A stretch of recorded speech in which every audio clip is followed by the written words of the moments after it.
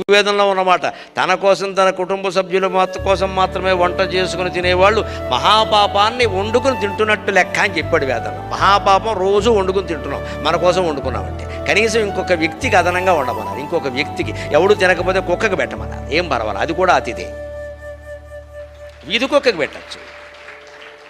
కనీసం ఒక్క వ్యక్తికి అదనంగా ఉండి ఆ మిగిలిన దాన్ని వీధి కుక్కకి పెట్టండి. వీధి కుక్కలు కరవండి. అన్నం పెట్టిన చేతిని కరిచే లక్షణం మనిషికి ఉందండి, కుక్కకి లేదమ్మా, కుక్కకి లేదు.